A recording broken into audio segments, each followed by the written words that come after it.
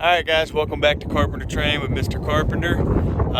Unfortunately for me and unfortunately for you, my father-in-law dropped off 4 weeping willow trees last night in my driveway because my wife loves weeping willow trees. So we're going to do a video on planting trees.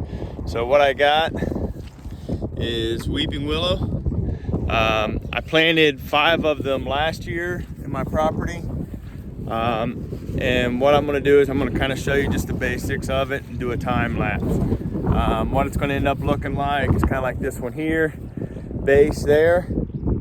So what you want to do is you want to dig a hole twice the diameter of the bucket that your tree comes in. So these trees come in about a 1 foot diameter bucket right there.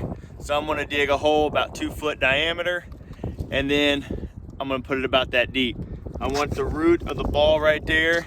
I want that to be about 1 inch above the dirt line when I get done. It will compact a little bit, but you don't want it to be low. You don't want it to be sitting in water where it'll water rot, and the tree will fall off. So that's what I'm gonna do today. You guys don't get to watch me. One of the things I learned reading today is they want to be about 40 foot away.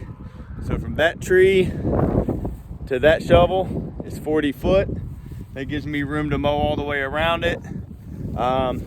It leaves me kind of happy with the location. So I'm gonna do 1, you're gonna time lapse watch, and then when I get done, I'm gonna plant 3 more today. So enjoy.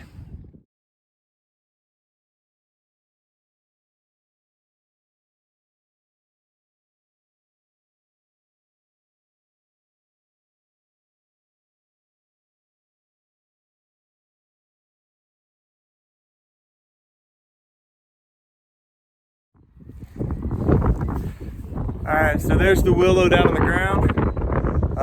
Actually a pretty tall specimen of a willow tree that my father-in-law brought me. Much bigger than the ones I bought last year at the end of the season. You can see the diameter down here. I'll come back later and put some mulch on there just to help keep that soil dry. Keep it wet and moist so that the roots can grow and get out in there. Now on some of the trees, I'll actually go through and break up the root ball. The root ball on this one didn't look bad, so I just kind of let it go. It wasn't completely clumped up. The ones I did last year, I had to loosen up those roots a little bit before putting them in the ground.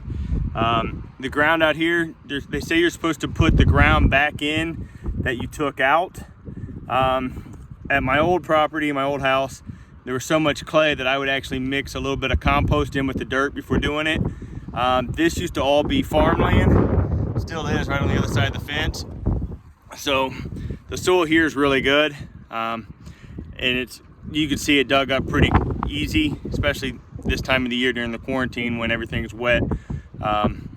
So it is kind of windy out here. Hopefully the wind's not affecting the volume on here, but you could probably see that it wanted to blow the tree over when I was trying to put it in earlier. That's why the shovel's holding it up. I'm gonna come back and stake it. If you look at the trees over there, I have those fence stakes tied up to them, and they stay in for about a year, and then once the roots connect, you can take those fence posts out. So those posts over there will come out the end of the summer this year. I won't have to have them in there anymore, but I'll stake this one up later today, and then as soon as I can get out and get the Lowe's or Menards, I'll get a bag of mulch to put down around it. So there's planting a tree. That's a willow tree. They get to be about 75 foot tall, 50 foot wide. That's why the span is about 40 foot in between them.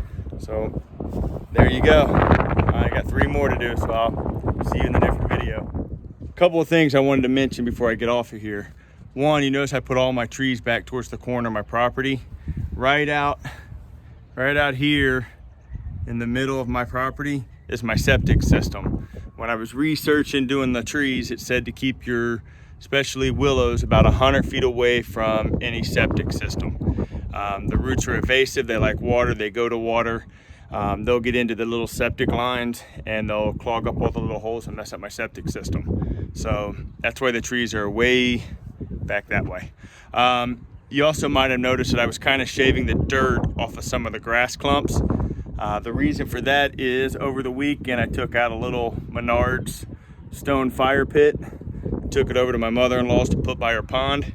And so what I did is I saved all those grass, and I'm gonna save those sod pieces, and I'm gonna fill that in. All right, so there's where that hole was, right in there somewhere.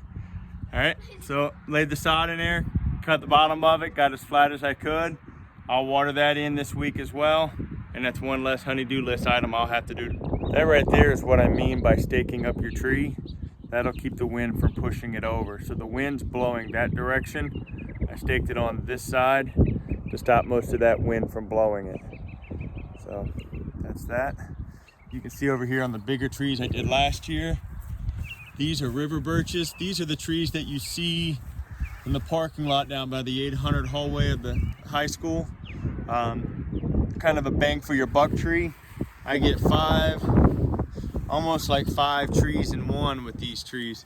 Those over there, I think I get 4 or 5 as well. These came in those big black bins that we see in the shop that we use for the firewood.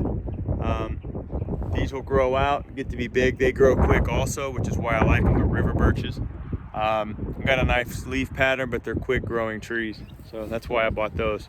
But these have 2 stakes to kind of hold them in, so keep them from coming in, the wind, everything from blowing in from different directions and kind of blowing them around.